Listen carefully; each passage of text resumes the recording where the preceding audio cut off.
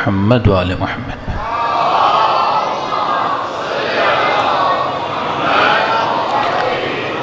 بسم اللہ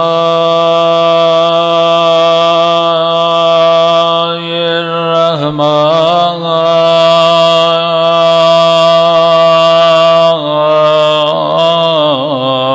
الرحیم.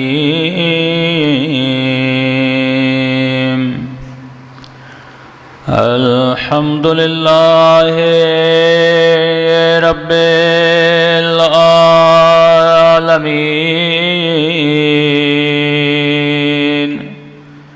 الحمد للہ کما هو اہلہ.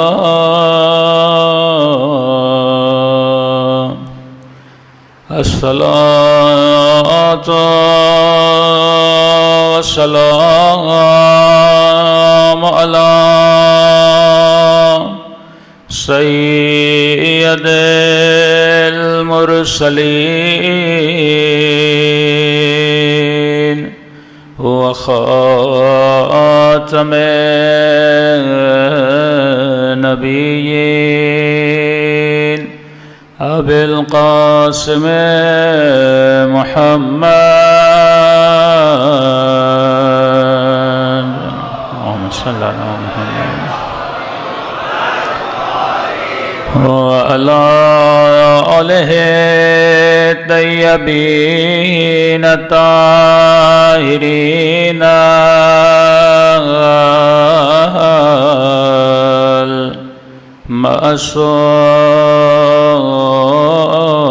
المعصومین.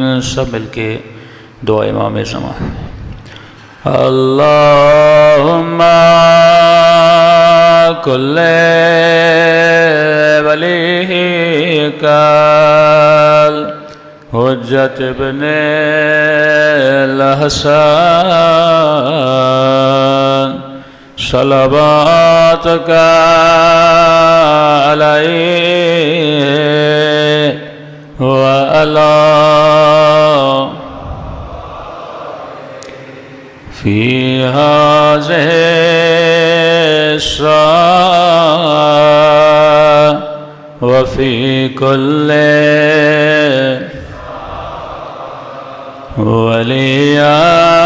ولیان وحافظا وقائدان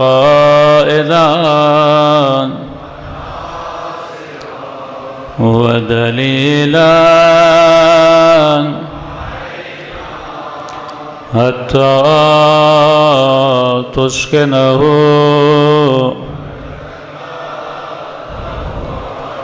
وتمتعه فيها برحمتك يا ارحم الراحمین. صلوات پڑھے محمد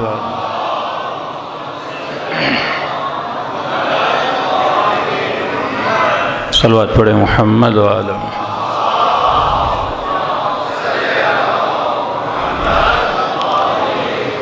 بسم اللہ الرحمن الرحیم. رب اشرح لی صدری ویسر لی امری واحلل عقدۃ من لسانی یفقہوا قولی.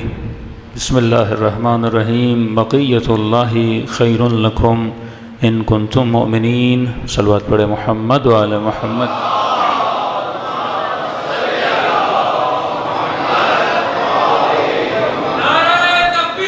اللہ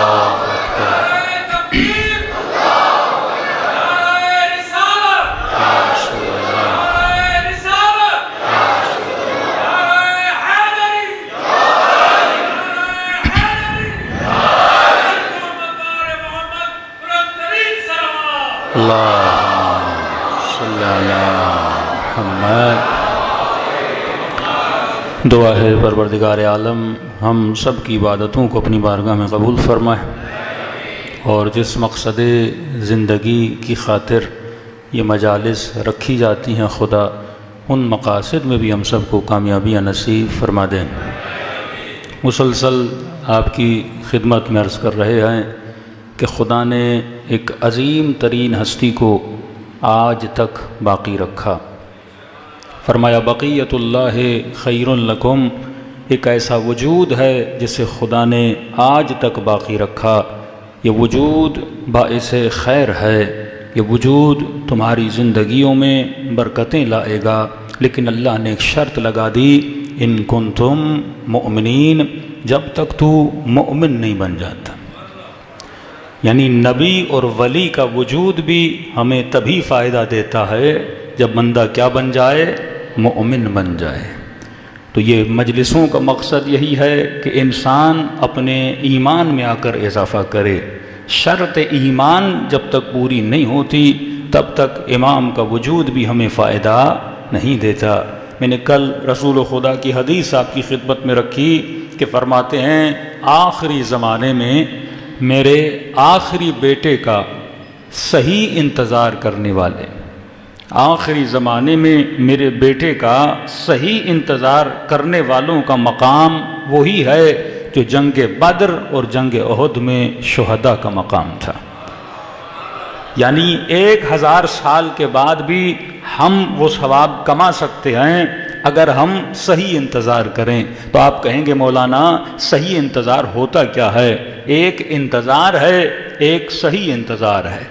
ایک نماز ہے، ایک صحیح نماز ہے، پھر ایک وہ نماز ہے جو صحیح بھی ہے ساتھ میں قبول بھی ہے۔ یعنی صرف نماز پڑھنے کا کافی نہیں ہے، صرف مجلس میں آنا کافی نہیں ہے، مجلس میں اس طرح آؤ جس طرح مجلس میں آنے کا حق ہے، ذکر اہل بیت اس طرح سنو جس طرح سننے کا حق ہے۔ مثال کے طور پہ آپ کہیں گے مولانا مجلس میں آنا اور صحیح آنا اس میں فرق کیا ہے؟ ایک مرتبہ مومن گھر سے اٹھتا ہے سیدھا مجلس میں آ جاتا ہے، وضو نہیں کرتا، لباس کا خیال نہیں کرتا کہ مجلس آ رہا ہوں یہ لباس پاک و پاکیزہ بھی ہے کہ نہیں ہے، وضو کر کے جا رہا ہوں کہ نہیں جا رہا۔ ایک آمادگی ہوتی ہے، ایک تیاری ہوتی ہے۔ جب تو مہمانی پہ جاتا ہے، جب کوئی ہماری دعوت کرتا ہے، کیا تو تیار نہیں ہوتا؟ کیا بالوں کو کنگھی نہیں دیتا؟ کیا کپڑوں کو خوشبو نہیں لگاتا؟ کیا صاف کپڑے نہیں پہنتا؟ جب آفس میں اپنے پہلی میٹنگ میں اپنے باس کے پاس جاتے ہو جاب کے انٹرویو کے لیے، ایسے ہی گھر سے اٹھ کے چلے آتے ہو؟ تو جس طرح ایک جاب کے انٹرویو کی ویلیو ہے، جس طرح کسی کے گھر میں مہمان بننے جاتے ہو اس کی ایک اہمیت ہوتی ہے، بالکل اسی طرح جب مجلس حسین میں آتے ہو اس کی بھی اہمیت ہے۔ وہاں دنیا داروں کی محفل میں جاتے ہو، وہاں وہ تیرے میزبان ہوتے ہیں، لیکن مجلس حسین میں تیری میزبانی حسین ابن علی کرتے ہیں۔ اب انسان سوچے میزبان حسین ہوں اور مہمان تو ہے، تو کون سا حلیہ بنا کے جائے گا؟ حسین ظاہری لباس کو نہیں دیکھتے کہ مولا کی خدمت میں آؤ تو کوئی نیا لباس پہن کر آؤ، نہیں، حسین مومن کے قلب کو دیکھتے ہیں، وہ تمہارے وجود کو دیکھتے ہیں، وہ تمہارے اخلاق کو دیکھتے ہیں کہ کیا یہ اپنے اخلاق کو تزیین دے کر آیا ہے کہ نہیں آیا۔ تو ایک انتظار ایسے ہی ہے جیسے ہم اور آپ کر رہے ہیں، ایک انتظار وہ ہے جو صحیح انتظار کرے۔ اب مثال دے کے سمجھاؤں گا۔ مثلا میں آپ کے گھر میں آیا اور آپ نے کہا کہ مولانا ہمارے پاس ایک بہت عظیم شخصیت مہمان بن کے آنے والی ہے جن کا ہم بہت زیادہ احترام کرتے ہیں۔ ہم نے کہا اچھا، کہ بہت عالی شخصیت ہے، ہفتے سے اس کا انتظار کر رہے ہیں اور ہم نے ان کی تیاریاں پوری کر لی ہیں۔ میں کہوں گا اچھا چلو میں تھوڑی دیر آپ کا گھر تو دیکھ لوں، آپ نے تیاری کیا کی ہے۔ ایک مرتبہ آپ کے کمرے میں آیا، وہاں کچرا پڑا ہوا تھا۔ دوسرے کمرے میں گیا، وہاں بلی کی نجاست پڑی تھی۔ ہم نے کہا چلو دیکھ لیں کھانا بھی بنایا ہے کہ نہیں بنایا۔ کچن میں آیا، برتن بھی میلے، نہ کوئی کھانا، نہ کوئی مٹھائی، نہ کوئی سفرہ، نہ کوئی صفائی۔ تو میں کہوں گا یہ آپ کیسا انتظار کر رہے ہو؟ یہ تو بے حرمتی ہے، اسے انتظار نہیں کہتے۔ اگر بڑے سے بڑے مہمان کا انتظار ہے تو کمرہ سجایا جاتا ہے، بستر صاف کیا جاتا ہے، گھر کو صاف کیا جاتا ہے، 4 اچھے کھانے ان کے لیے بنائے جاتے ہیں۔ بہت زیادہ بہت اللہ عالم ہو، مثلاً پھول نچھاور کیے جاتے ہیں، اچھے طریقے سے انتظار کیا جاتا ہے۔ آج ہر مومن کہہ رہا ہے میں امام زمانہ کا انتظار کر رہا ہوں، ہر خاتون یہ کہہ رہی ہے میں امام زمانہ کا انتظار کر رہی ہوں۔ تو سوال یہ ہے اگر تو امام زمانہ کا انتظار کر رہے ہو، مولا فرماتے ہیں میں مومنوں کے گھروں میں آنا چاہتا ہوں۔ مولا کون سے گھر ہیں جس میں آپ آنا چاہتے ہیں؟ کہ رضویہ سوسائٹی کے گھر ہیں یا کہ شیعہ یہی گھر ہیں جو دیواروں کے بنے ہوئے؟ فرمایا نہیں، ہم کن گھروں میں آتے ہیں۔ مولا کس گھر میں آپ آپ آتے ہیں؟ فرمایا ہمارے گھر مومنوں کے دل ہیں، اگر یہ دل صاف ہے اس میں امام زمانہ اپنی انٹری لگاتے ہیں، اگر یہ دل نجس ہے، اگر میرے دل میں نجاست ہے، نجاست بھرے دلوں میں فرزند زہرا نہیں آتا، یہ اسی دل میں آتے ہیں جو دل پاک و پاکیزہ ہوتے ہیں۔ صلوات پڑھے محمد و آل محمد پر۔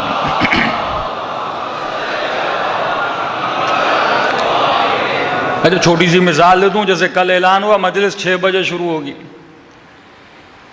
تو آپ نے صحیح انتظار نہیں کیا، اب مجمع اس انتظار میں مولوی ممبر پر بیٹھے تو ہم آئیں، مطلب ہم سارے اس انتظار میں امام زمانہ آئیں تو پھر تیاری کریں۔ یہ غیر مہذب قوموں کی نشانی ہوتی ہے۔ مہذب قومیں اذان کی آواز سننے کے بعد مسجد میں نہیں جاتی، اس سے پہلے مسجد میں پہنچ جاتی ہیں۔ یہ نہیں کہ امام حسین بلائیں تو ہم جائیں، جب تجھے پتا ہے کہ حسین آنے والے ہیں تو پہلے سے تجھے حسین کے استقبال کے لیے کھڑا رہنا چاہیے نا۔ یہ غیر مہذب یافتہ قومیں کون ہوتی ہیں؟ جو اپنے ٹائمز کو مینیج کرتی ہیں۔ مہذب یافتہ قومیں کون ہوتی ہیں؟ جن کو پتا ہوتا ہے اس ٹائم جانا ہے، اس ٹائم وہاں سے اٹھ کے چلے جانا ہے۔ یعنی ابھی تک ہم اجتماعی طور پر دیکھیے، جب تک آپ قوم نہیں بنیں گے، انفرادی طور پر یہ جناب نمازی ہیں، یہ جناب تہجد گزار ہیں، وہ بہت بڑا ماتمی ہے، وہ بہت بڑا عزادار ہے، اس کا کوئی فائدہ نہیں ہے۔ انڈیویجول اگر کوئی متقی ہے آپ کچھ بھی نہیں بگاڑ سکتے۔ جس طرح پاکستان میں انڈیویجول لوگ بہت اچھے رہتے ہیں اس ملک میں، لیکن اجتماعی طور پہ ہمارا کوئی کردار نہیں ہے، اجتماعی طور پہ بے حیثیت قوم ہمارا کوئی کردار نہیں ہے۔ آپ یہ بول سکتے ہیں مثلا پنجابی قوم اس طرح ہے، مہاجر قوم اس طرح ہے، بلوچ قوم اس طرح ہے، یعنی قوموں کو قوموں میں بانٹا جائے تو بڑی بڑی خوبیاں آپ کے سامنے نکل آئیں گی، لیکن بے حیثیت ایک پاکستانی، بے حیثیت ایک قوم، تو جب اہل بیت مخاطب کرتے ہیں شیعوں کو تو یہ نہیں کہتے یا سلمان، یہ نہیں کہتے یا ابا ذر، یہ نہیں کہتے یا میثم تمار، وہ جب بھی خطاب کرتے ہیں تو بحیثیت قوم شیعہ کہہ کر پکارتے ہیں۔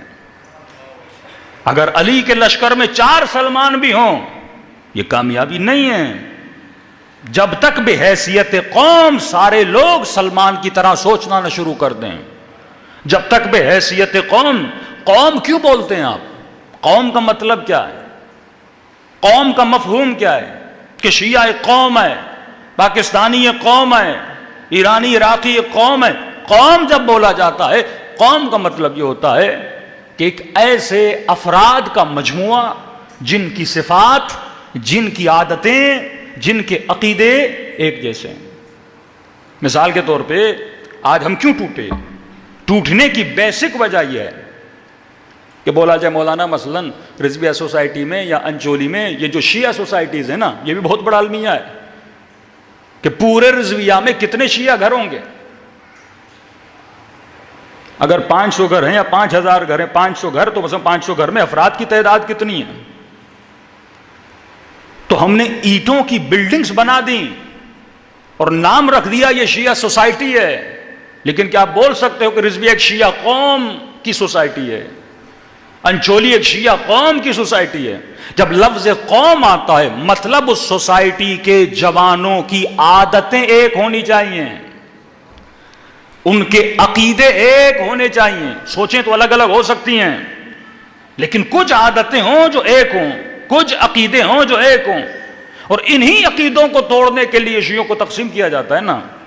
اب ان کو پتا ہے ایک سوسائٹی میں 500 گھر ہیں، 500 کے 500 شیعہ ہیں، 500 کے 512 امامی ہیں، 500 کے 500 امام زمانہ کو ماننے والے ہیں، 500 کے 500 علی ولی اللہ کے ماننے والے ہیں۔ اب یہ قوم بنیں گے تو دشمن کے لیے خطرہ بنے گا۔ اب لہٰذا اس خطرے کو ٹالنے کے لیے کیا کرو؟ کسی کو مقصر بنا دو، کسی کو غالی بنا دو، کسی کو صوفی بنا دو، کسی کو کیا بنا دو، کسی کو کیا بنا دو۔ جب عقیدے بٹ گئے تو قوم ٹوٹ گئی، اور جب قوم ٹوٹ گئی تو آپ کے ایکشنز ایک نہیں ہوں گے۔ مجمع سارا علی والا بیٹھا ہوگا، لیکن ایک ایشو کھڑا ہوگا، سارے لوگ وہاں پہ کیا ہو جائیں گے؟ تقسیم ہو جائیں گے۔ تو اہل بیت کی کوشش یہ تھی کہ تمہیں قوم بنایا جائے۔ مجلس کا مطلب یہ ہے تو قوم بنے، محرم کا مطلب یہ ہے تو قوم بنے۔ ہم کس طرح محرم میں ایک قوم بن کے ابھرتے ہیں؟ کیونکہ کم از کم حسین کے نام پہ یونٹی ہے، کم از کم علی ابن ابی طالب کے نام پہ یونٹی ہے کہ جب محرم آتا ہے جو امام حسین کو مانتا ہے وہ فرش اعضا پر آ کے بیٹھ جاتا ہے. اب یہ فرق نہیں ہے وہ شیعہ ہے یا سنی ہے. جب آپ کی محبتیں ایک جگہ پہ جمع ہو جاتی ہیں تو آپ کے ایکشنز بھی ایک بن جاتے ہیں. دنیا اسی سے ڈرتی ہے کہ اگر تہذیب ان لوگوں میں آ گئی، اگر یہ مہذب بن گئے، اگر ان کے ایکشنز ایک ہو گئے، اگر ان کی سوچیں ایک ہو گئیں، تو یہ پوری کائنات میں بڑی سے بڑی افواج عالم کو بھی شکست دینے کی طاقت رکھتے ہیں. 8 سال میں ایرانی جوانوں نے جو کارنامہ کیا دنیا کے سامنے، وہ یہی کارنامہ تھا نا. 8 سال ایک قوم جنگ لڑے، موسٹلی جو شہید ہوں وہ 15 16 17 سال کے، لیکن کس چیز نے ان کو یونائٹ کیا، کس چیز نے متحد کیا؟ کیونکہ ان جوانوں کے ہاتھوں میں جو پرچم ہوتے تھے، آج بھی پرانے فوٹو اٹھا کر دیکھیں، کسی پرچم پہ یا حسین لکھا ہوتا تھا، کسی پرچم پہ یا زہرا لکھا ہوتا تھا، کسی پرچم پہ یا عباس لکھا ہوتا تھا. تو ایک عقیدے نے لوگوں کو کیا کر دیا؟ جمع کر دیا. قوم کا مطلب یہ ہے کہ ہماری عادتیں ایک ہو جائیں. قوم کا مطلب یہ ہے کہ ہمارے عقیدے ایک ہو جائیں. جب عقیدے بڑھتے ہیں تو قومیں ٹوٹ جاتی ہیں. اب انفرادی طور پر اس مدینے میں امام زین العابدین جیسی شخصیت بھی بیٹھی ہیں، لیکن شیعہ اس طرح متحد نہیں ہو سکے، کیونکہ ایک زین العابدین تھا. اگر سارے عابد بنتے، اگر سارے زاہد بنتے تو دشمن سے لڑ سکتے تھے، لیکن امام حسین نے کربلا میں آ کر یہ ثابت کیا، ایک طرف لاکھوں کا لشکر ہے، ایک طرف 72 تھے. یہ 72 نہیں ہے بلکہ قوم تھی جن کو حسینی بولا جاتا تھا. اس 72 کی عادتیں ایک تھی کہ کہنے لگے کہ مولا حسین اگر یزید دولت دے، یزید مال دے، زر دے، جو بھی دے، لیکن ہم یزید کے سامنے جھکنے والے نہیں ہیں. یہاں تک بول دیا. امام حسین نے کہا میں نے اپنی بیعت تمہارے ہاتھوں سے اٹھا لی، اب اگر جانا چاہتے ہو چلے جاؤ، قیامت میں نانا کے سامنے شکایت بھی نہیں کروں گا. یہی تمہارا بڑا احسان ہے کہ حسین نے بلایا اور تم حسین کی مدد کے لیے آ گئے. کہنے لگے مولا واللہ خدا کی قسم ہے اگر ہمارے جسموں کو 70 مرتبہ قتل کیا جائے اور جلایا جائے اور خاکستر بنا کے ہوا میں اڑا بھی دیا جائے، پھر بھی حسین کے قدموں پہ جان دینے کے لیے تمنا رکھیں گے. اللہم صلی علی محمد. کوفے میں ایک میثم تمار تھا جس کی یہ سوچ تھی، لیکن کربلا میں 72 میثم بنے، کربلا میں 72 ہانی عروہ بنے، کربلا میں 72 سلمان بنے. تو جب قوم بنتے ہو، قوم عادتیں جن کی یکجا ہو جائیں، صفات جن کی یکجا ہو جائیں، سوچیں جن کی یکجا ہو جائیں. ایک بندہ مثلا غریبوں کی مدد کرتا رہے، اس طرح قومیں نہیں بنتی. جب ساری قوم کی مدد کرتی ہے تب جا کے آپ کی صفات یکجا ہوتی ہیں. صلوات پڑھیں محمد و آل محمد.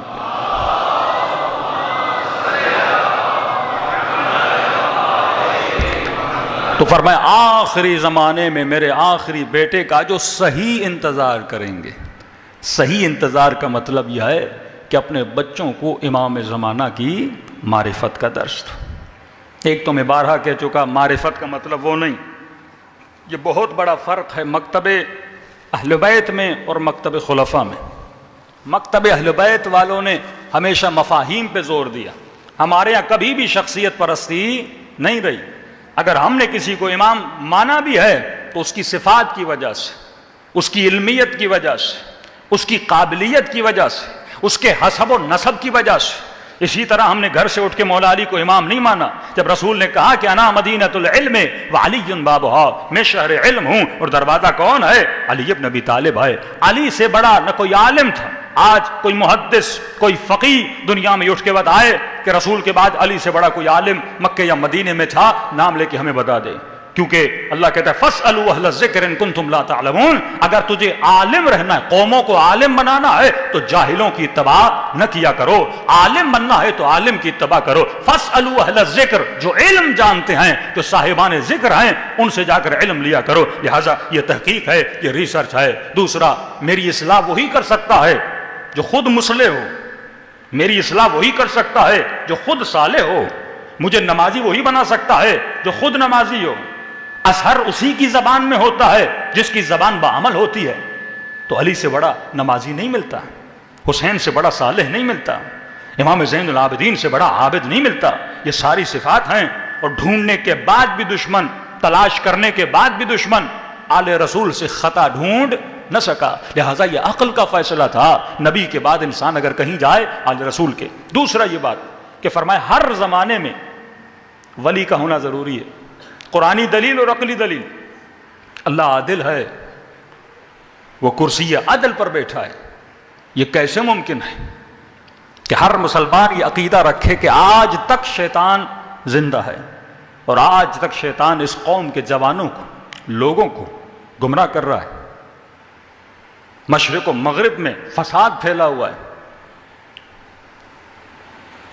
جگہ جگہ ظلم پھیلا ہوا ہے, بے حیائی, بد کرداری, عیاشیاں. یہ ثبوت ہے کہ شیطان موجود ہے. اگر کسی غیر کو گمراہ کرے تو سمجھ آتا ہے, لیکن مسلمان عورت کلمہ پڑھنے والی سر سے چادر اتار دے, مسلمان مرد صاحب غیرت مرد اس کی غیرت ختم ہو جائے, تو یہ دلیل ہے کہ شیطان موجود ہے. ہر مولوی بسم اللہ سے پہلے کہے اعوذ باللہ من الشیطان اللعین الرجیم, کہے خدا مجھے شیطان کے شر سے بچا. تو یہ کیسے ممکن ہے کہ ہر زمانے میں کوئی گمراہ کرنے والا موجود ہو لیکن خدا کسی ہدایت دینے والے کا بندوبست نہ کرے؟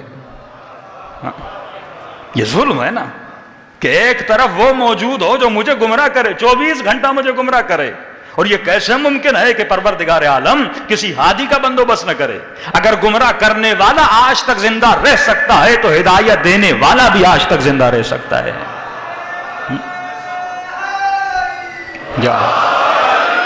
اگر گمراہ کرنے والے کو خدا اتنی لمبی عمر دے سکتا ہے تو ہدایت دینے والے کو بھی خدا لمبی عمر دے سکتا ہے.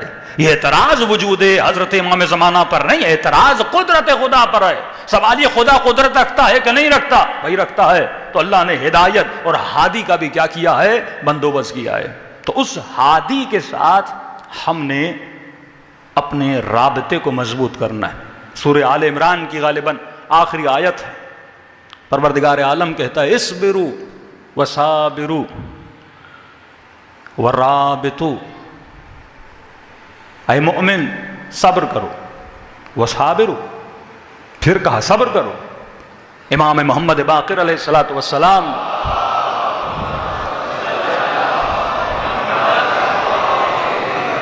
میرے مولا سے کسی مومن نے کہا کہ مولا یہ آیت سمجھ میں نہیں آتی کہ ایک مرتبہ اللہ نے کہا اصبروا, پھر کہا وصابروا, پھر کہا ورابطوا. مولا آگے تو پوچھا جائے گا لیکن یہ تو بتائیے جب ایک بار بول دیا اصبروا پھر کیوں بولا وصابروا؟ صبر کرو, پھر کہا صبر کرو. کا جو پہلا صبر ہے وہ اللہ کے واجبات پر ہے, محرمات پر ہے. اللہ کہتا ہے میں نے نماز واجب کی ہے, صبح سردی میں اٹھنا مشکل ہے, آفس سے تھکے ہوئے آئے ہو, نیند سے اٹھنا مشکل ہے, اس پہ صبر کرو. میں نے خمس واجب کیا, مال سے دل کو جدا کرنا مشکل ہے, اس پہ صبر کرو. جوان ہو, شہوت تمہارے وجود میں ہے, آنکھوں پہ کنٹرول کرنا ہے, اس پہ صبر کرو. لقمے حرام رشوت کی آفر دی جا رہی ہے, لاکھوں لاکھوں سامنے ہیں, اس پہ صبر کرو. سونا جواہر شیطان تجھے دے گا, اس پہ کیا کرو؟ صبر کرو. کہ مولا یہ صبر ہے واجبات پر, محرمات پر, شریعت نے جو احکام تجھے بتائے ہیں اس پہ صبر کرو. اگر تمہارے اوپر گراں گزر رہے ہیں, وہ کام کرنا تمہارے لیے مشکل ہے کیونکہ جسم کئی چیزوں کو پسند نہیں کرتا, روح تو پسند کرتی ہے لیکن جسم پسند نہیں کرتا, تو فرمایا جو چیزیں جسم کے لیے مشکل ہیں, پورا مہینہ رمضان کا بندے کو روزہ رکھنا پڑتا ہے, بھوک کو برداشت کرنا مشکل ہوتا ہے, کہ اصبروا صبر کرو. صبر کرو گے صبر کا پھل میٹھا ہوتا ہے. وصابروا, مولا یہ دوسرا صبر کس پر ہے؟ کہ دوسرا صبر یہ مومنوں کے لیے ہے کہ اللہ نے تجھے مومن و مسلم بنایا کیونکہ تو مسلمان ہے. عالم دنیا کی جو ظالم طاغوت طاقتیں ہیں وہ تمہارے اوپر ظلم کریں گی. وصابروا, اس ظلم پر بھی صبر کرنا. اگر تم دین کے راستے پر چلو گے تم پر ظلم کیا جائے گا. ایک تو دنیا میں کٹھن مسائل آتے ہیں واجبات کی وجہ سے, لیکن ایک مرتبہ تو نماز بھی پڑھ رہا ہے, روزہ بھی رکھ رہا ہے, لیکن اگر جاب کے لیے جا رہا ہے تو یہ بولا جاتا ہے مثلا داڑھی مڈوا کے آؤ تو پھر جاب ملے گی. یہ بولا جائے کہ جب جاب میں آتے ہو خواتین کے ساتھ ہاتھ ملانا پڑے گا، یہ بولا جائے اگر تمہیں یہ چیز چاہیے تو مثلا تمہیں اپنا دوپٹہ اتارنا پڑے گا، تمہارے اوپر ظلم کیا جاتا ہے، یا شاید تمہاری مسجدوں پہ حملہ کیا جائے، تمہاری مجلسوں پہ حملہ کیا جائے، تمہارے جوانوں کے گلے کاٹے جائیں، اس جرم میں کہ تم محمد اور آل محمد کا ماننے والا ہے، اس جرم میں کہ تم مسلمان ہے۔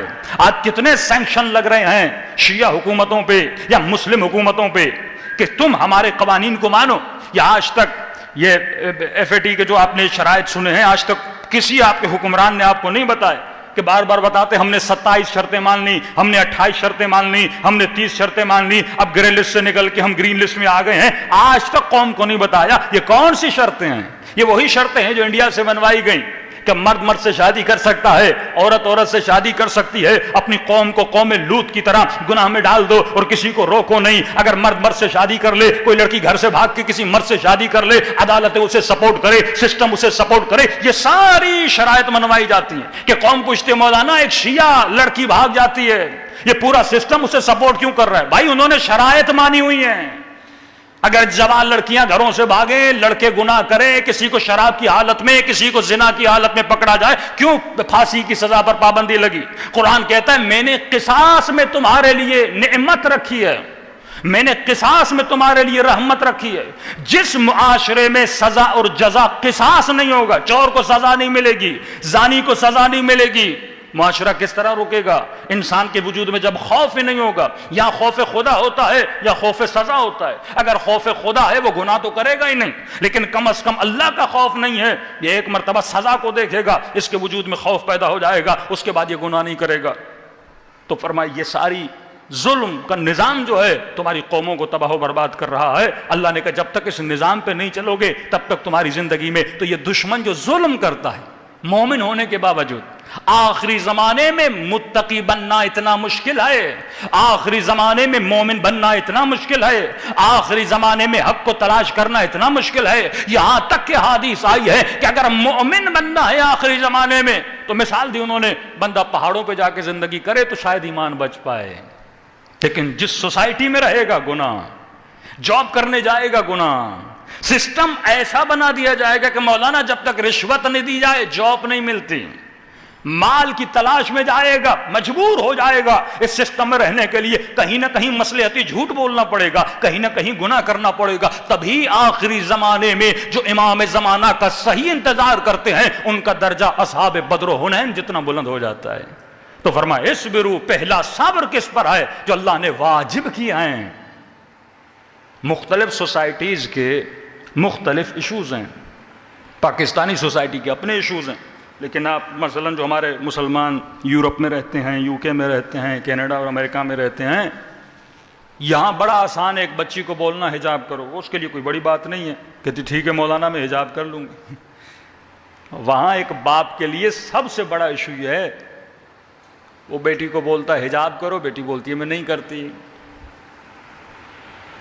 کہتے مولانا بڑی مشکل سے 14 برس تک تو ہم اپنی بیٹی اور بیٹے کو سنبھال لیتے ہیں، 14 برس تک، لیکن اس کے بعد جب وہ یونیورسٹی جاتی ہے اسے سسٹم سپورٹ کرتا ہے۔ لوگ یہ سمجھ نہیں پائے کہ مولانا پاکستان میں لوڈ شیڈنگ ہے، اچھا، پاکستان میں کچرا بہت ہے، ٹھیک ہے، پاکستان میں رشوت ہے، ٹھیک ہے، پاکستان میں دھوکہ دہی ہے، ٹھیک ہے، یورپ تو بہت اچھا ہے مولانا، وہاں کوئی دھوکہ نہیں دیتا، وہاں صفائی بڑی ہے، وہاں گھر اچھے ہیں، وہاں لگژری سسٹم ہے، بل تؤثرون الحیات الدنیا والآخرۃ خیر وابقی۔ کیا تو یہاں دنیا بنانے کے لیے آیا تھا؟ کیا تو یہاں لگژری لائف اسٹائل ڈھونڈنے کے لیے آیا تھا؟ تو ایک ایسے ملک میں اس لیے جا رہا ہے کیونکہ وہاں لوڈ شیڈنگ نہیں ہوتی، تو اس لیے جا رہا ہے کیونکہ وہاں لائٹ نہیں جاتی، تو اس لیے وہاں جا رہا ہے کیونکہ وہاں اچھی گاڑیاں ہیں، مولانا ایجوکیشن بہت اچھی ہے، ٹھیک ہے، 14 سال کے بعد تمہارے بیٹے کا کیا ہوگا؟ اصل سسٹم ہے کہ مولانا یہ آپ کیسی باتیں کر رہے ہیں، یہاں بھی تو گناہ ہے، یہاں بھی تو بدحجابی ہے۔ یہاں جو بدحجابی ہے وہ والدین کی صحیح تربیت نہ ہونے کی وجہ سے، ممکن نہیں کہ یہاں پہ کوئی باپ چاہے اولاد کی صحیح طریقے سے تربیت کرے وہ اولاد گمراہ ہو جائے۔ چلو بہت زیادہ گمراہ ہو گئی، کیا ہوگی؟ بہت زیادہ یہاں بچے گمراہ ہو جائیں کیا ہوگا؟ یہاں یہ تو نہیں کہ بچے کافر بن جائیں، یہاں یہ تو نہیں کہ آپ کے بچے ایتھیسٹ بن جائیں، یا یہ تو نہیں کہ بچوں کا ایمان اللہ پہ ختم ہو جائے. وہاں ہر بچہ یہ سوال کرتا ہے خدا ہے کہاں ہے، یہ معجزے کیا ہیں، یہ رونا کیا ہے، یہ حجاب کیا ہے. ویلیو آف حجاب ختم ہو جاتی ہے. ایک طرف مولا فرماتے ہیں جب تک صحیح انتظار نہیں کرو گے، صابرو، صبر کرو کس پر؟ واجبات پر. دوسرا صبر کرو کس پر؟ جو تمہارے اوپر ظلم کیے جاتے ہیں. ورابطو کا مولا یہ کیا ہے؟ فرمایا گناہوں پہ، واجبات پر صبر. مومن مسلم شیعہ ہونے کی وجہ سے جو ظلم ہوتا ہے اس پہ صبر. تیسری صفت جو بتائی ورابطو، اور اپنے امام زمانہ کے ساتھ اپنا رابطہ مضبوط کرو. یہ رابطہ کیسے مضبوط ہوگا؟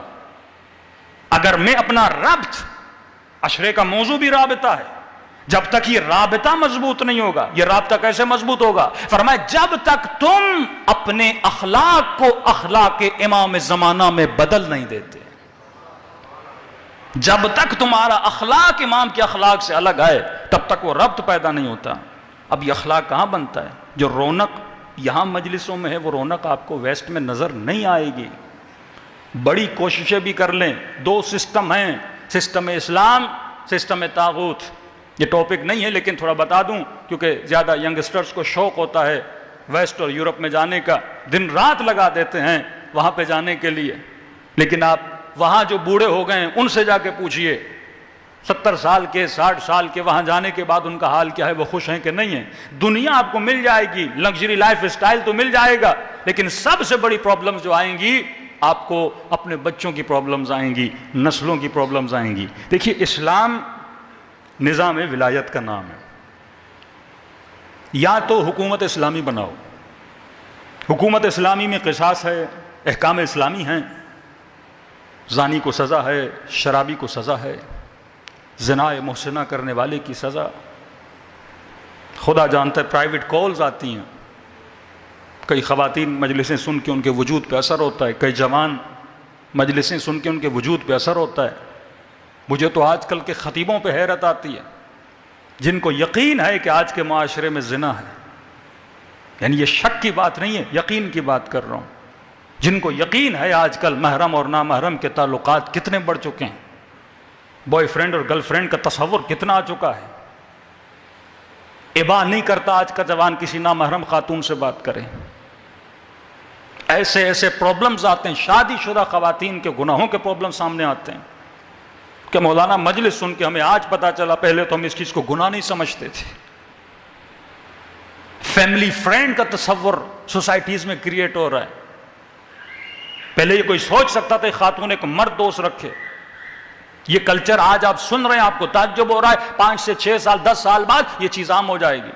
جس طرح کئی گناہ پہلے ہمارے لیے بڑے تھے لیکن آج معاشرے میں بڑے عام سنے جا رہے ہیں. پہلے یہ سوچ بھی نہیں سکتا تھا کوئی اس طرح پاکستان کا معاشرہ ہو جائے گا، لیکن یہ چیزیں آپ کو نظر آ رہی ہیں. تو آپ کہیں گے مولانا جب معاشرہ اتنا گندا ہو گیا تو پھر ویسٹ میں اور پاکستان میں فرق کیا ہوا؟ پھر یورپ میں اور پاکستان میں فرق کیا ہوا؟ ایک بہت بڑا فرق ہے. وہ فرق یہ ساری پرابلمز کے باوجود آپ کے گھر میں آپ کی ولایت ہے. یہ آپ کا فائدہ ہے اس ملک میں. کتنا بھی بگاڑ پیدا ہو جائے، تبھی کہتا ہوں پوری دنیا چلے جاؤ گے واپس یہیں آؤ گے. اس سوسائٹی کو منانا آپ پر واجب ہے. ہاں ایک ہی صورت ہے آپ یورپ یا مغرب کی سوسائٹی میں بچ سکتے ہو جب وہاں پر بھی اپنی سوسائٹیز کریٹ کرو. مثلا انگلینڈ کے کسی کونے میں ایک بہت بڑی زمین لی جائے جہاں پہ 500 گھر 600 گھر ایک شیعہ لوگوں کے ہوں، یعنی سارے آپس میں شیعہ رہیں، وہاں پھر بھی بچنے کے چانسز ہیں. لیکن ایسا نہیں ہے. یہاں آپ کا گھر ہے، ساتھ میں ایک شرابی، زانی، خنزیر کھانے والے کا گھر ہے، ساتھ میں کسی اور کا گھر ہے. اسکول جاتے ہو تو آپ کے بچے کن کے ساتھ پڑھتے ہیں؟ موسٹلی وہ بچے ہوتے ہیں جو زنا زادے ہوتے ہیں. ظاہر ہے جب اسلام میں اتنی تاکید ہے ایک شرابی ایک زانی کے ساتھ ایک ٹیبل پر بیٹھ کر کھانا نہ کھاؤ، اور آپ کے جتنے کولیگز ہیں وہ سیٹرڈے سنڈے شراب پی کے آتے ہیں، زنا کر کے آتے ہیں. یہ صحیح ہے آپ نہیں پیتے ہو، لیکن جب وہ پیتے ہیں تو وہ چیزیں دیکھ دیکھ کے آپ کے لیے نارملائز ہو جاتا ہے.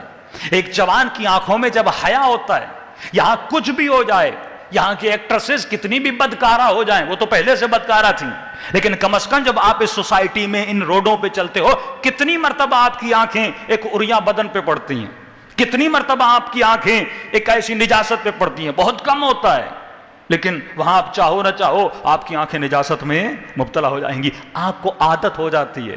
معصوم فرماتے ہیں شیطان کے ایک تیروں میں سے ایک تیر نگاہ حرام ہے، سہم من سہم الشیطان، شیطان کے تیروں میں سے ایک تیر نگاہ حرام ہے۔ استاد اخلاق ایک مثال دیتے تھے شہید مطہری، فرماتے تھے جس طرح ایک ہرن ایک میدان میں بھاگ رہا ہوتا ہے اور شکارچی چھپ کے اس ہرن کو دیکھ رہا ہوتا ہے، وہ پہلا تیر اس ہرن کو مارتا ہے، اور جیسے یہ تیر ہرن کے بدن میں لگتا ہے تو ہرن بھاگنا شروع کر دیتا ہے، دوڑنا شروع کر دیتا ہے، اس میں بڑی پھرتی ہوتی ہے کیونکہ ابھی طاقت اس میں باقی ہے، اس کا خون بہنا شروع ہو جاتا ہے کہ پہلا تیر ہے لیکن اب بھی جان باقی ہے، پھر وہ دوسرا تیر اس کے بدن میں پیوست کرتا ہے، اب جب دوسرا تیر لگتا ہے خون اور بہتا ہے، اب وہ پھرتی نہیں رہتی، اب وہ بھاگنا نہیں ہوتا، اب بدن میں سستی آتی ہے، لیکن جب تیسرا تیر اسے لگتا ہے اس کے بدن کی ساری پھرتی ختم ہو جاتی ہے اور ہرن زمین پہ زمین دوز ہو جاتا ہے۔ فرمایا بالکل اسی طرح جب شیطان پہلا تیر مارتا ہے، ہو سکتا ہے تو مجلس امام حسین میں آئے گریا کرے کہ مولا حسین میں نے گناہ کیا، آنکھوں سے گناہ کیا، گندی چیزیں دیکھی، نامحرموں سے تعلقات بنائے، مولا مجھے معاف کر دے، وہ حسین کے صدقے میں تجھے معاف کر دے۔ جب دوسرا تیر لگتا ہے پھر بھی تو توبہ کر سکتا ہے، لیکن جب تیسرا تیر لگتا ہے تو شیطان کے سامنے لیٹ جاتا ہے۔ اب کیا ہوتا ہے؟ اب تیرا ارادہ تیرے اختیار میں نہیں رہتا، تیرا ارادہ شیطان کے ہاتھوں میں چلا جاتا ہے، وہ جب چاہے تیری آنکھوں کو اٹھائے گا اور جب چاہے تیری آنکھوں کو بٹھائے گا۔ تو ولایت خدا سے نکل کر ولایت شیطان میں داخل ہو جاتا ہے۔ ایسے تو امام زمانہ کے ساتھ ربط نہیں بنتا۔ وَرَابِطُ، دو خوبیاں آپ کے معاشروں میں ڈیپ سٹڈی کر کے آپ کو بتا رہا ہوں۔ میں ان مولانا میں سے نہیں ہوں جو کسی کنٹری میں جائے 10 دن پڑھ کے نکل آئے، میں جاتا ہوں، مہینہ رہتا ہوں، سوسائٹی، گھر، مومنوں کو ساری سٹڈی کر کے ایک معاشرے کی خوبیاں اور برائیاں دیکھ کر آتا ہوں۔ ہاں جانا ہے پاکستان سے باہر ممالک میں، نوجوانوں کو شوق ہے، پڑھنے کے لیے جاؤ، کمانے کے لیے جاؤ، بیوی بچے لے کر نہیں جانا، نسلیں تباہ ہو جائیں گی۔ رسول خدا کی حدیث پڑھوں گا، نسلیں تباہ ہو جائیں گی، پچھتاؤ گے، دنیا مل جائے گی، گھر مل جائے گا، گاڑی مل جائے گی، لیکن یہ یقین نہیں کرنا کہ 2-3 نسلیں آگے جا کر اسی طرح سوچیں گی جس طرح آج تو سوچ رہا ہے۔ وہ رونق ہوگی جو آج تیرے دل میں ہے، وہ درد ہوگا جو آج تیرے دل میں ہے۔ وارلانے میں بھی بڑی زحمت لگتی ہے، یہاں کم از کم دل تو اتنے نرم ہے نا، حسین کا نام لیا جائے تو آنکھوں سے آنسو آ جاتے ہیں۔ یہاں کے جوان کو مولا حسین سے ملانے میں زیادہ خطیب کو دیر نہیں لگتی، ایک واقعہ، ایک حدیث، 2 جملے سنائے جاتے ہیں، فوراً جا کے اس کا ہاتھ امام حسین کے ہاتھ میں مل جاتا ہے۔ وہاں بڑا مشکل ہے۔ میں نے یوتھ کے ساتھ میٹنگ رکھی، سب اپنے والدین کو کوس رہے تھے، مولانا وہ یہاں کمانے کے لیے آئے، ہمارا کیا قصور ہے، ہم اس سوسائٹی میں پیدا ہوئے، انہوں نے ہمارے اوپر محنت نہیں کی، زحمت نہیں کی۔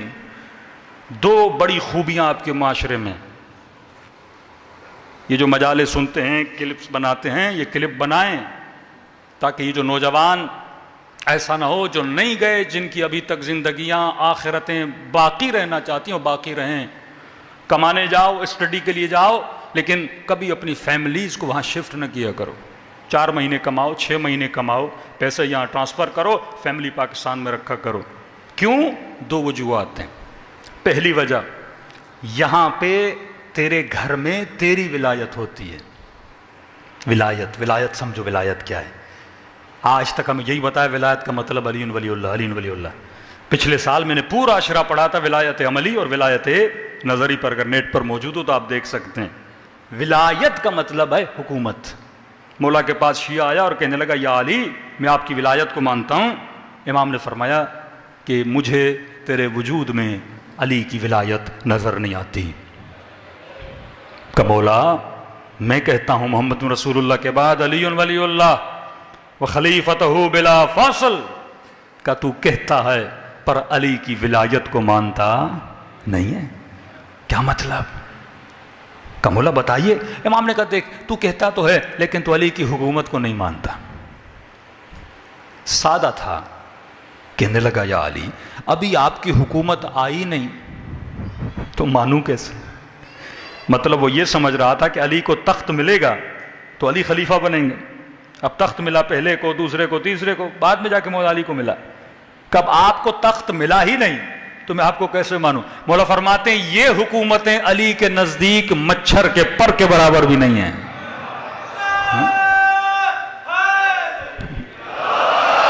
تو کیا سمجھتا ہے؟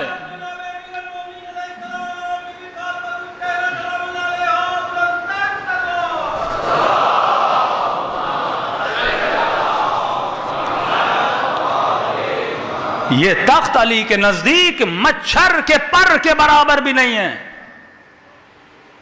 علی کی جوتی کی قیمت اس تخت سے زیادہ ہے.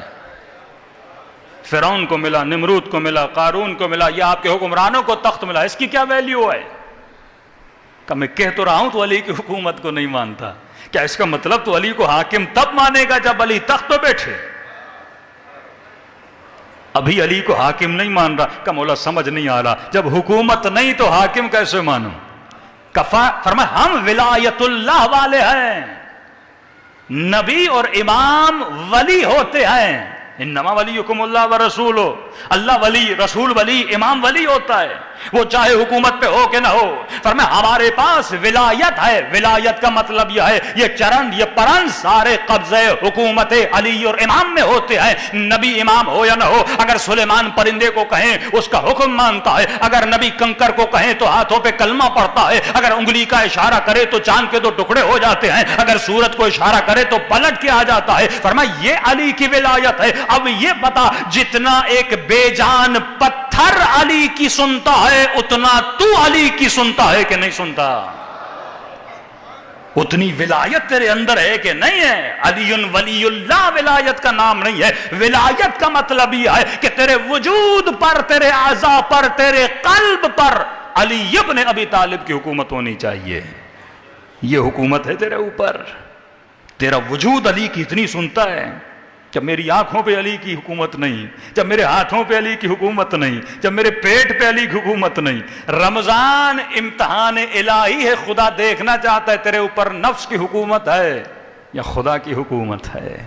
یہاں تصور حکومت ہے اگر تیرے اوپر، تو ولایت کا مطلب کیا ہے؟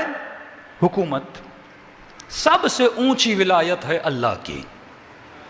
انما ولیکم اللہ. اللہ تیرا ولی ہے. اس کے بعد ولایت ہے رسول کی، جو ذیل ولایت خداوندی ہے. جو اللہ کہے مانو، جو رسول کہے مانو. رسول کے بعد میں کس کی مانوں؟ صحابی کی مانوں، تبع تابعی کی مانوں، کس صحابی کی مانوں؟ تو جو عقیدہ مکتب اہل بیت ہے ہمارا یہ ہے، رسول کے بعد اگر کوئی ولی ہے تو وہ علی اور اولاد علی ہیں. حضرت علی کی اطاعت ایسے ہی واجب ہے جیسے رسول خدا کی اطاعت واجب تھی. اب مناظرے کی مجلس تو ہے نہیں کہ حوالے دیے جائیں، شیعہ عقیدے کی بات کر رہا ہوں. فرمایا یہ اطاعت علی میں بھی طالب. علی کی ولایت کے بعد کس کی ولایت ہے؟ درجات ہیں نا، بڑی سے بڑی ولایت اللہ کی، رسول کی، مولا علی کی. اب کس کی ولایت ہے؟ باپ کی بیٹے پر، وہ تیرا ولی ہے. بیٹی پر باپ کی، وہ تیرا ولی ہے. بغیر باپ کی اجازت کے تو شادی نہیں کر سکتی کیونکہ وہ تیرا ولی ہے. جس طرح بغیر نکاح کے تو تعلق بنائے گا وہ زنا ہے، کیونکہ تو نے اللہ کی ولایت سے نکل کر اپنی مرضی سے شادی کی ہے. ورنہ شادی کیا ہے؟ وہی بندھن ہے نا. لڑکی لڑکے کو پسند کرتی ہے، 2 جملے نکاح کے، انکحت اور قبلت، بات ختم ہو گئی. میں نے نکاح کیا، اس نے کہا میں نے قبول کیا. وہی تعلق جسمانی جا کے بناتے ہیں. ایک مرتبہ وہی لڑکا ایک دوسرے کو پسند کرتے ہیں، لیکن انکحت و قبلت نہیں کہتے. کہتے میں تیری بیوی، وہ کہتا میں تیرا شوہر، چلو ہم ایک دوسرے کے ساتھ رہتے ہیں، لیکن زنا شمار ہو جاتا ہے. کیوں؟ کیونکہ اس نے اللہ کی ولایت سے نکل کر اپنی مرضی سے ایک تعلق بنایا ہے، زنا. اسی طرح ایک بچہ، ایک بچی اگر باپ کی ولایت سے نکل کے اپنی مرضی سے شادی کرے، کیونکہ باپ اس کا ولی، جس طرح علی کی اطاعت واجب ہے اسی طرح باپ کی اطاعت واجب ہے. بیٹا اور بیٹی دونوں کے اوپر اس کی ولایت. اب جب بچی کی شادی ہو گئی، کسی مرد کے نکاح میں آ گئی، اب باپ کی ولایت سے نکل کے شوہر کی ولایت میں آ جاتی ہے. اب اس کا ولی کون ہے؟ اس کا شوہر ہے. اب وہ کہتی ہے میں شوہر کی نہیں مانتی، تو یہ تسلسل اوپر تک چلا جاتا ہے. اگر تو شوہر کی نہ مانے گویا تم نے علی کی بات نہیں مانی، علی کی نہیں مانی رسول کی نہیں مانی، رسول کی نہیں مانی خدا کی نہیں مانی. تسلسل برقرار رہتا ہے. یہ نہیں ہو سکتا کہ بیوی کہے میں شوہر کی اطاعت نہیں کروں گی اور رات کو مصلی پہ کھڑی ہو جائے اور کہے میں نماز تہجد پڑھتی ہوں. منہ پہ ماری جائے گی یہ نماز تہجد. میں جا کے نکاح کرتی ہوں اور باپ کی اجازت کے بغیر جا کے کرتی ہوں.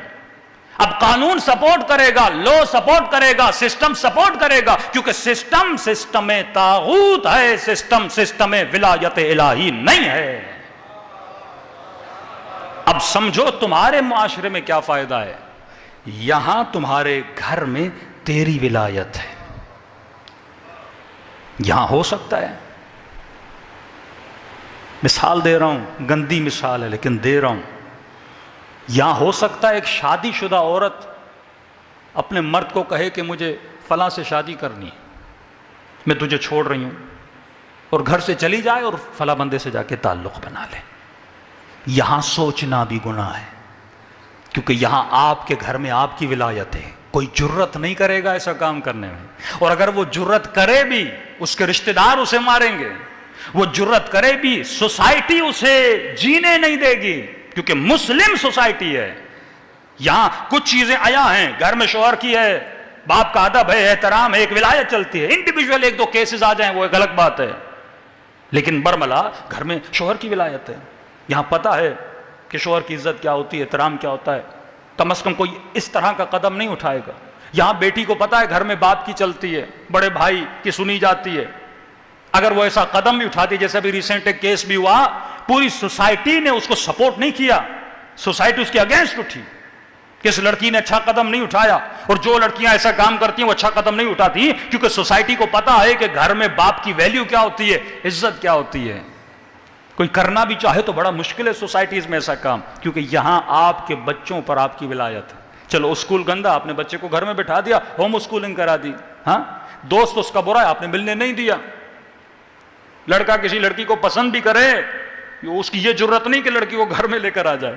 وہ چھپ چھپ کے غلط کام کرے گا، برملا نہیں کرے گا، ڈرے گا اپنے باپ سے، اپنی والدہ سے، سوسائٹی سے. یہاں آپ کے معاشرہ کتنا بھی برا ہو لیکن آپ کے بچوں پر آپ کی ولایت ہے. لیکن ویسٹرن معاشرے میں آپ کی ولایت نہیں ہے. میکسیمم آپ کے بچوں پر آپ کی 14 سال تک چلتی ہے. 15 سال کے بعد جب بیٹی یونیورسٹی جائے گی، اس کا دل کہے گا میں دوپٹہ اتار دوں. باپ کچھ نہیں کر سکتا، کیونکہ وہاں آپ کی ولایت نہیں ہے. وہاں ساری ولایت وہاں کی حکومت کی ہے، نظام طاغوت کی ہے. وہاں شادی شدہ عورت یہ بولے نا کہ مجھے کسی اور سے جا کے شادی کرنی، شوہر کچھ بھی نہیں کر سکتا. سوسائٹی تو ویسے ہی اس کو سپورٹ کرتی ہے کہ یہ چھوڑ دو، تو پریشان کیوں ہو رہا ہے. وہاں بیٹیاں چلی جائیں، وہاں خدا نہ خواستہ کوئی لڑکا کسی لڑکی کو گرل فرینڈ بنا کے گھر میں لے کر آ جائے نا، باپ منع نہیں کر سکتا اسے کہ تو میرے گھر میں کیوں یہ گناہ کر رہا ہے، کیوں زنا کر رہا ہے. کچھ نہیں. وہاں شراب لے کر گھر میں آ جا، منع نہیں کر سکتے. اور منع کرو گے ایک ٹیلی فون جائے گا پولیس کو، پولیس بولے گی تو گھر سے نکل جا. ایک شوہر کا واقعہ سنا رہا ہوں، کہہ رہے مولانا میں نے بیوی کو بولا پاکستان آ جاؤ، میری ماں اکیلی ہے، نمازی تہجد گزار بیوی. اس نے کہا میں نہیں جاتی، کیونکہ تصور ہی نہیں ہے نا شوہر کی ولایت کا. اگر شوہر بولے چلنا ہے تو بیوی کو ماننا پڑے نا، کیونکہ اس کی ولایت میں. گھر کا نظام کیسے چلے گا؟ دو حاکم، اللہ کائنات لو کان فیہما آلہۃ الا اللہ لفسدتا، اگر کائنات میں دو خدا بھی ہوں فساد ہو جائے گا. ایک گھر میں دو حاکم بھی ہوں کیا ہو جائے گا؟ فساد ہو جائے گا. کہ مولانا بیوی نے نہیں مانا، میں نے تھوڑا گھر میں جھگڑا ہو گیا تو میں نے کہا نہیں چلو گی، میں بچوں کو لے کر جاؤں گا اور یہ کروں گا اور وہ کروں گا. کہتے اس نے پولیس میں رپورٹ کر دی، یہ میرے ساتھ سختی سے برتاؤ کر رہا ہے اور میرے ساتھ زبردستی بھی کرتا ہے. وہ کہتا ہے مولانا اس دن سے 6 مہینے ہو گئے، پولیس نے کہا 20 مائل یعنی 40 کلومیٹر تقریباً تو اپنی بیوی کے گھر کے قریب نہیں جا سکتا. ایک باپ کا واقعہ کہ بیٹی کسی کے ساتھ چلی گئی اور بیٹی سے ملنا چاہتا تو اس نے پولیس کو فون کر دیا, کہا جس شہر میں تمہاری بیٹی رہتی ہے نا اس شہر میں تو نہیں جا سکتا. یہ مسائل جنم لیتے ہیں. کم از کم آپ کے معاشروں کی خوبی یہ ہے کہ آپ کے بچوں پر آپ کی ولایت ہے نا, تھوڑے کان بھی پکڑ لیتے ہو بچوں کو, تھوڑی سختی بھی کر لیتے ہو. یہ تو ہماری کوتاہی ہے کہ اس سسٹم میں بھی رہتے ہوئے اگر کوئی بچہ مومن نہ بن سکے. یہاں زحمت نہیں کرنی پڑتی بچے کو مجلس میں بلانے کے لیے, کم از کم اتنی کشش تو ہے نا, نام حسین ہو, یہ جوان خود امام حسین کی مجلس میں آتا ہے. یہاں باپ کو بولنے کی ضرورت نہیں پڑتی, وہاں مسجدوں میں کھلونے رکھنے پڑتے ہیں, انٹرٹینمنٹ کریٹ کرنی پڑتی ہے تاکہ بچہ مسجد میں آئے. تو یہ فائدے بھی تو دیکھو نا, دنیا برائے دنیا نہیں ہے, دنیا برائے آخرت ہے. اب سنو میرے چھٹے امام, امام جعفر صادق علیہ الصلوۃ والسلام,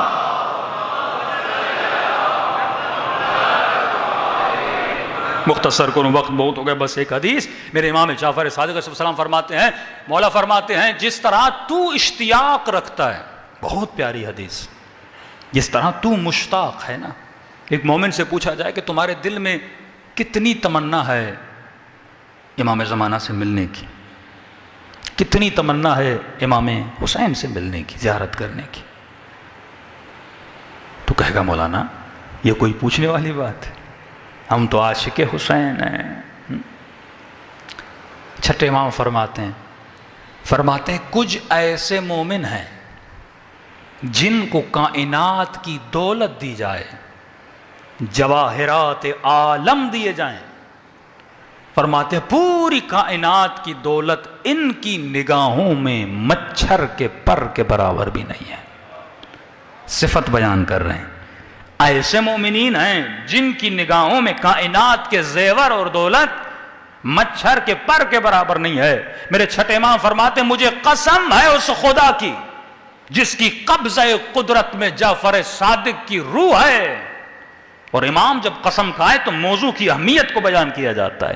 مجھے قسم ہے اس خدا کی جس کی قبضہ قدرت میں میری جان ہے. فرماتے اگر ایسے مومنین ہوں جن کی نگاہوں میں دنیا کی دولت مچھر کے پر کے برابر بھی نہ ہو, فرمایا میں جعفر صادق ان کو دیکھنے کے لیے ترستا ہوں, چند لمحے ان کے ساتھ بتانے کی خواہش رکھتا ہوں, وقت بتانے کی.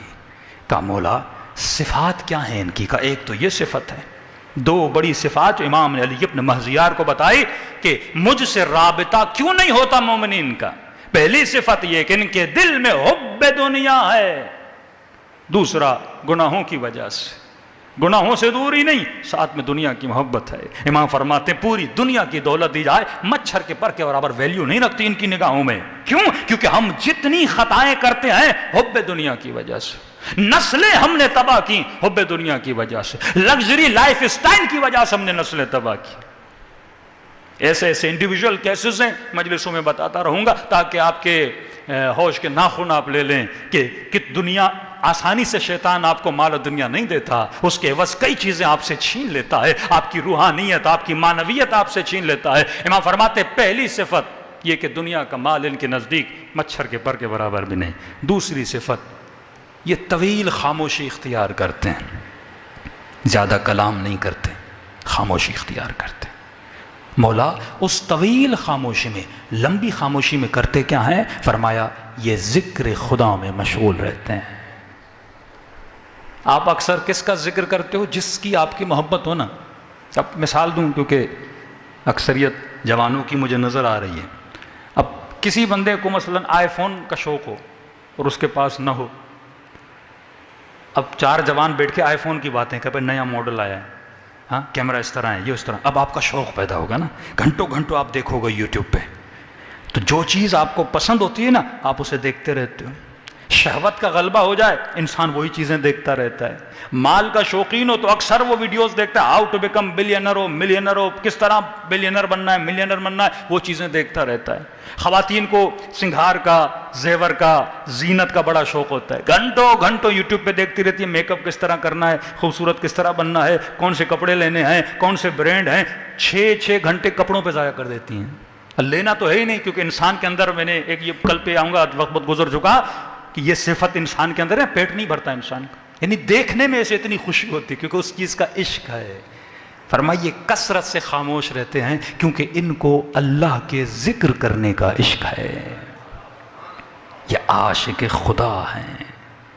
ہاں کہتے ہیں نا وہ شیعہ عجیب قوم ہے، دنیا ہنسانے کے پیسے دیتی ہے، یہ رلانے کے پیسے دیتے ہیں.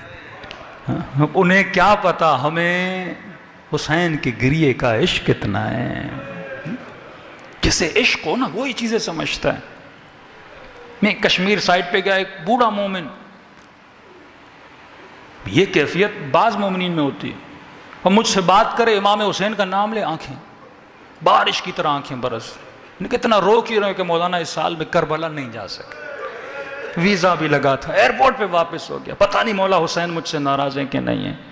بار بار کہے مولانا بس یہ دعا کریں اس بار جاؤں وہیں پہ موت آ جائے، واپس نہ آؤں. بھئی عشق کی بات ہے نا، بندے کو جس سے عشق ہوتا ہے اس کا ذکر کرتا ہے.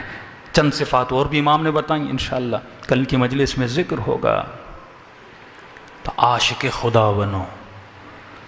اگر مجلس مجھے خدا سے نہ ملائے، اپنے خالق سے، اپنے مالک سے، جس نے سب کچھ عطا کیا. بھئی اتنا تو حسین ہے نا خدا جس پہ حسین اکبر کو قربان کر رہے ہیں. کتنا عشق ہو کسی سے، 5 منٹ کے لیے سوچو تو صحیح، کتنا عاشق ہو انسان کہ اس کے لیے انسان اپنا اصغر قربان کرے، ننھی سی سکینہ کو قربان کرے، قاسم جیسے بچے کو قربان کرے. کتنی عظیم ہے اس کی ذات اور اس کی عزت جس کے لیے زینب اپنی چادر کو قربان کرے. کن چکروں میں پڑا ہے تو، اور تو کن چیزوں کے لیے چیزوں کو قربان کر رہا ہے، ناچیز دنیا کے لیے. دلوں کو کربلا لے کر چلیں اور دعا کریں کہ مولا حسین مجھے عشق خدا عطا کر، ایسے عاشق بنا جیسے آپ نے حبیب ابن مظاہر کو بنایا.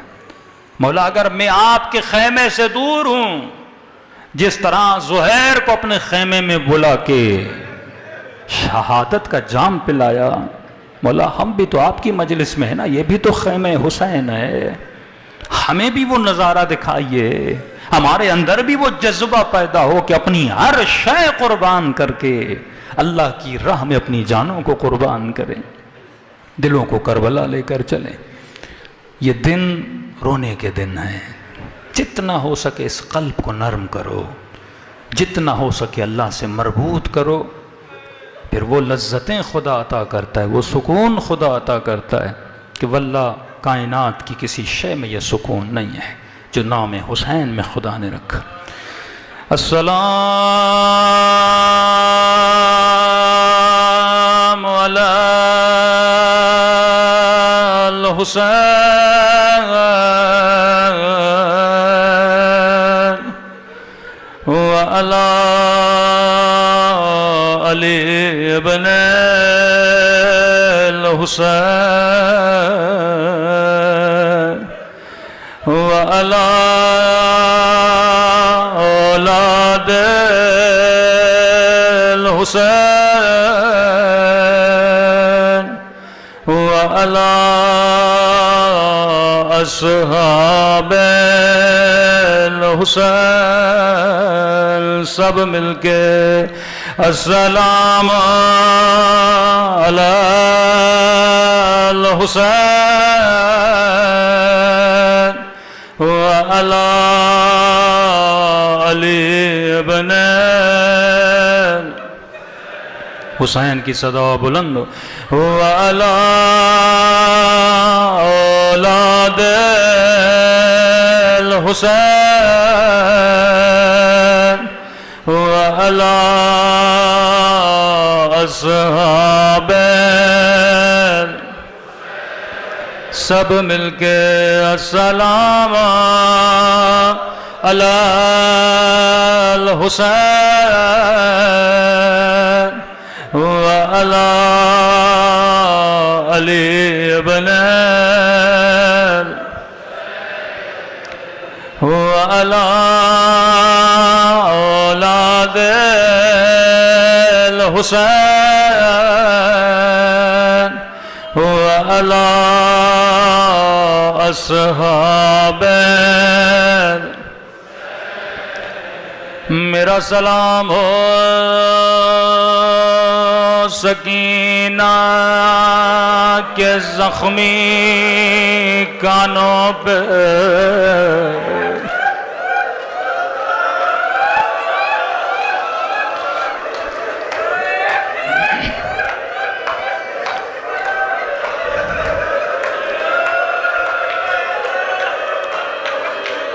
ایک بیمار عزادار تھا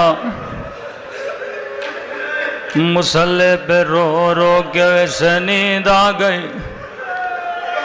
خواب میں امام حسین کی زیارت ہوئی امام نے فرمایا اے بوڑھے عزادار اگر چاہتا ہے خدا تیری دعا قبول کرے خدا کو میری سکینہ کا واسطہ دیا کرو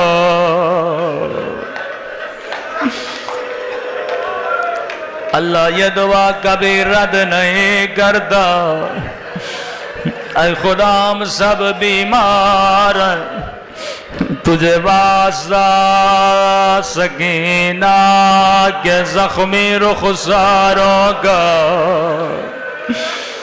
آپ نے زندگی میں کوئی ایسی بچی نہیں دیکھی ہوگی جس کی کمر بچپنے میں جھک گئی ہو آپ نے ایسی بچی نہیں دیکھی ہوگی بچپن میں جس کے بال سفید ہو گئے آدھی رات کو زندان شام میں فریاد کر کے کہتی تھی او میرے غریب الوطن بابا او میرے 3 دن کے پیاسے بابا بابا میں زمین پہ سونے کی یادیں رہے بابا مجھے تیرے سینے پہ نیند آتے تھے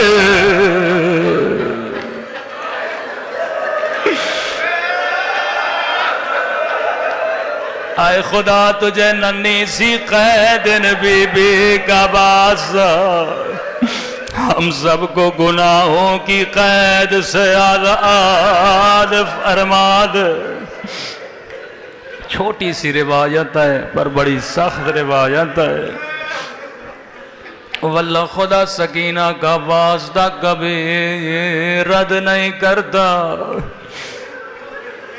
کسی نے میرے چوتھے امام کو کہا مولا آپ امام ہیں شہادت تو آپ کا ورثہ ہے وضو کرتے ہیں اتنا روتے ہیں بازار میں جاتے ہیں گوشت پہ نگاہ پڑتی ہے زارو قطار روتے ہیں امام نے کہا تو نے صحیح کہا شہادت تو ہمارا ورثہ ہے میں اکبر کی شہادت پہ نہیں روتا یہ ہمارا ورثہ تھا ہاں میرے قاسم کے ٹکڑے ٹکڑے ہو گئے یہ بھی میرا ورثہ تھا لیکن پوچھنے والے تو نے انصاف نہیں کیا یعقوب کا ایک یوسف گم ہوا تھا نبی تھے اتنا روئے آنکھیں سفید ہو گئے اور کربلا میں میرے 18 یوسف مارے گئے اکبر جیسا بھائی مار گیا چلو یہ بھی میرا ورثہ ہے لیکن تو نے سجاد کے ساتھ انصاف نہ کیا یہ بتا کیا ماں بہنوں کے ساتھ شرابی کی دربار میں جانا، کیا یہ بھی سجاد کا ورثہ تھا؟ تبھی تاریخ لکھتی ہے کسی امام نے ایسا جملہ نہیں کہا جو میرے مولا سجاد نے کہا۔ راوی کہتا ہے جیسے لٹا ہوا قافلہ بازار میں پہنچا، او شرابی کی دربار میں پہنچا، سجاد کی نگاہ زینب کے سر پہ پڑے، ایک مرتبہ مجمع پہ پڑے، او ٹھنڈی سانس لے، نگاہوں کو بلند کیا، رو کے کہا اے کاش مجھے میری ماں نے پیدا نہ کیا ہوتا، اور نہ میں پیدا ہوتا، اور نہ زینب کا خلاصہ۔